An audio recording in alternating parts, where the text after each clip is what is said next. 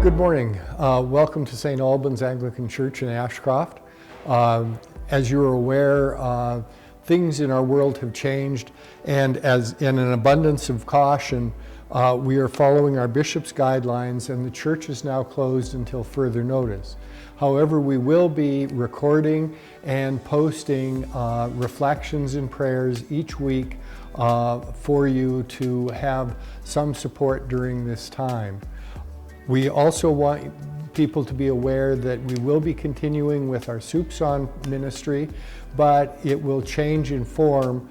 We will be giving containers of soup and buns and some fruit for people to take home so that they can heat the soup at home, and that will be available in the parking lot outside the church. Also, we would like you to check the Territory of the People website in order to see other supports and things that are there.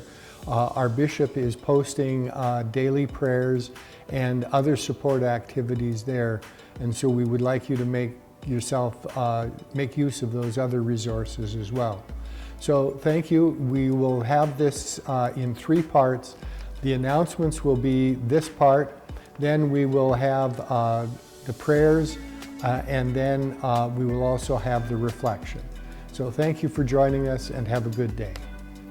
One of our scriptures this morning is the 23rd Psalm, which we're all familiar with, and I have gotten some help on the internet for praying a prayer just based on the 23rd Psalm. So I invite you to join me now by just relaxing where you are, becoming peaceful and quiet, and hearing these words of assurance for you.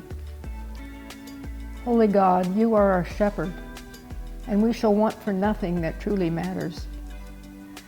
In green pastures you give us rest, and beside deep, still waters you lead us. You promise to be with us always, offering freedom from the frictions of conflict, anxiety, fear, and pain. You give us living water to satisfy our thirst for peace and love. And you refresh and restore our souls and guide us in right paths for the sake of your name. And when we are cast down, we are shown ways to bring a new creation of life into our world. And your unique plan for all of life and for each life is written into our very essence. And may we believe that is a plan filled with hope and grown out of love. And when we forget this, help us to remember it. And even though we walk in the dark valley, we will fear no danger, for you, God, are at our side with rod and staff to give us courage. And each life and every nation has its share of valleys. And right now, the whole world is in the valley of uncertainty.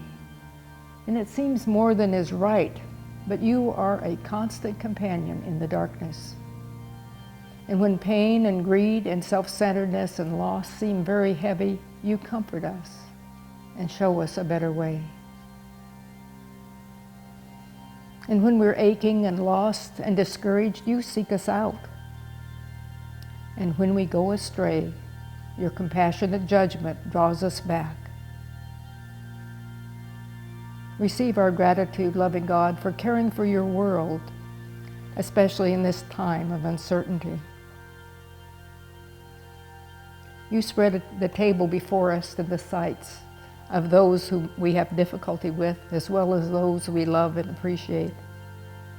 And you richly bathe our heads with oil, reminding us of our holy heritage as your children. And our lives overflow with your presence and love. And O Holy One, you are our host as well as our shepherd. You invite us to the banquet of life. All parts of the world are invited. Enemies and friends, the alienated and the powerful, those close at hand and those far away. You offer the abundance of lavishness of bread broken and shared, and the cup of refreshment that leads to new life. We praise and thank you, God, for your Son, Jesus Christ, and for your abundant Spirit flowing through each day's living as it unfolds. And may your goodness and mercy make their way into every moment and follow us all the days of our lives. And for this awareness, for this knowing, for this reassurance that God is always with us, we all give thanks together and say Amen. The reading this morning is from 1 Samuel chapter 16, and the verses are 1 to 13. The Lord said to Samuel, "How long will you grieve over Saul? I've rejected him from being king over Israel. Fill your horn with oil and set out. I will send you to Jesse the Bethlehemite, for I have provided for myself a king among his sons." Samuel said, "How can I go? If Saul hears of it, he will kill me." And the Lord said, "Take a heifer with you and say, 'I have come to sacrifice to the Lord.'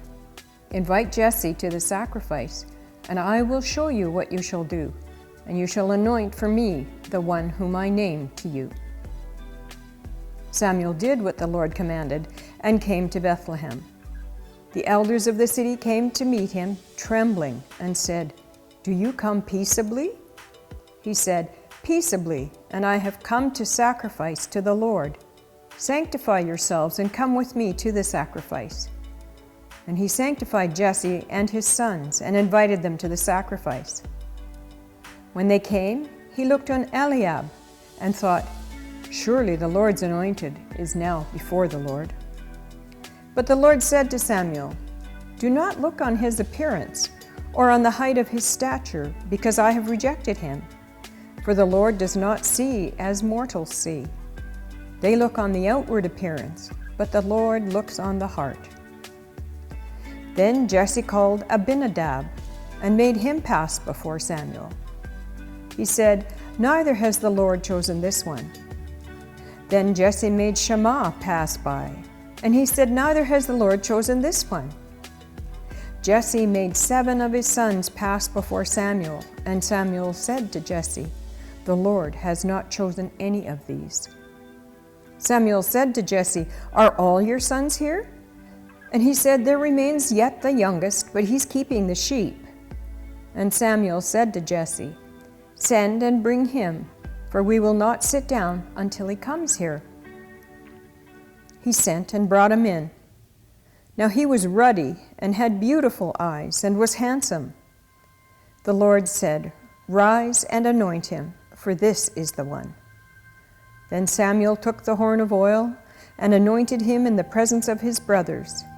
And the Spirit of the Lord came mightily upon David from that day forward. Samuel then set out and went to Ramah. Hear what the Spirit is saying to the church. Good morning, and welcome to our first video broadcast from St.Albans Anglican Church in Ashcroft. In our world today, there are all kinds of misunderstandings. Some people think we are not doing enough in our current situation. Others think that we are dramatically overreacting. If the short trend that was available the day this was recorded continues, we will be showing that we are flattening the curve for the virus in British Columbia. Today is the 4th Sunday in Lent, a season in the Christian calendar that contains a lot of misunderstandings. According to Herbert O'Driscoll, our readings for March 22nd are a multi-leveled reflection on seeing and not seeing, understood in the sense of the discernment of truth. And in our world today, I think this is very relevant. The word Lent comes to us from the Old English, and it is a term used to indicate the spring season, a time when the agrarian world took precious seeds and surrendered them to the ground so that they might transform themselves into the new life and abundance that was their destiny. Somehow, over the centuries, this creative and wonderful simplicity of the Lenten season has been twisted about to give us all kinds of different ways and things that we must renounce or give up. And the confusion on this has reminded me of a story. A young couple got married, and for some reason they did it on Shrove Tuesday.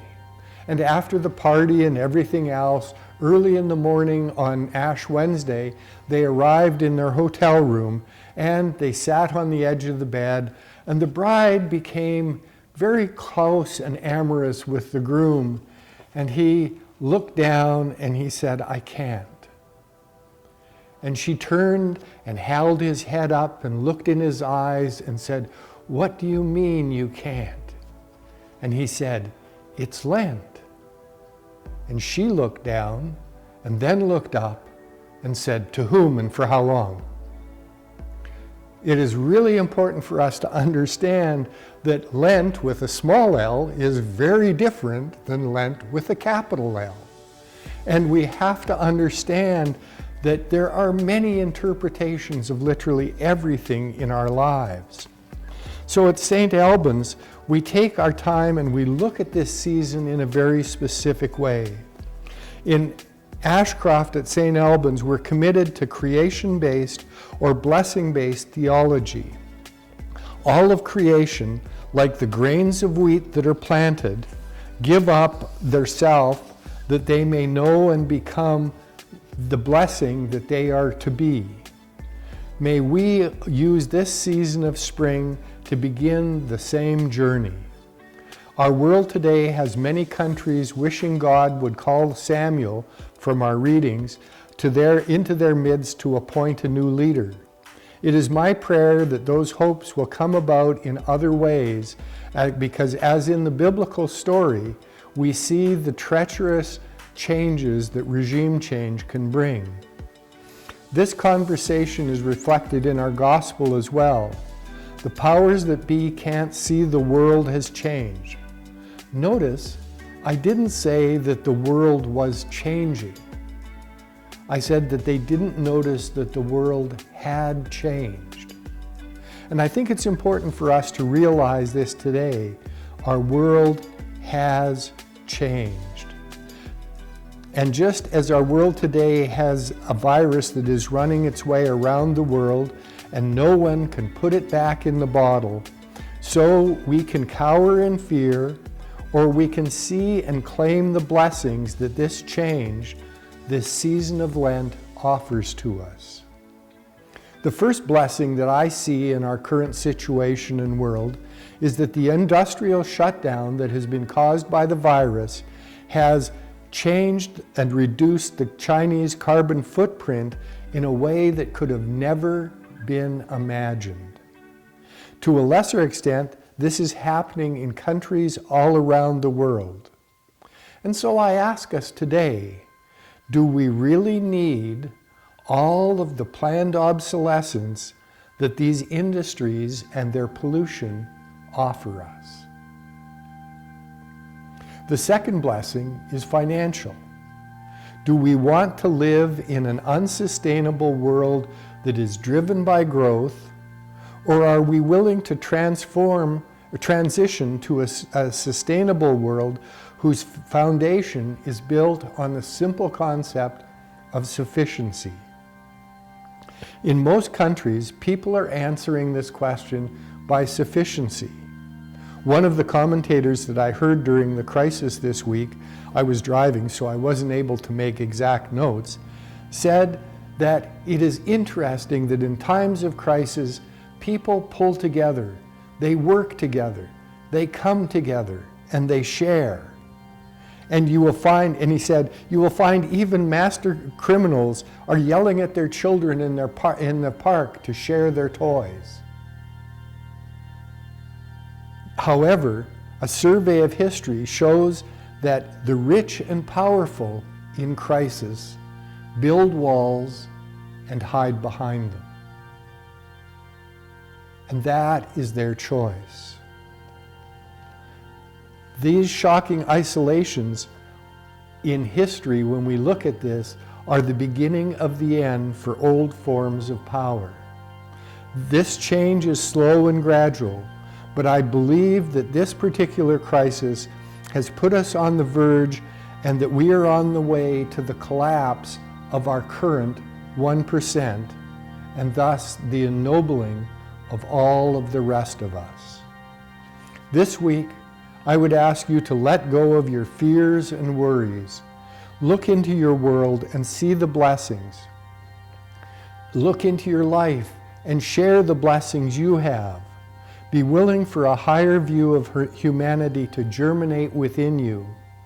Allow it to send down roots, and then watch and prepare as it blossoms into life in your world and in the world around us.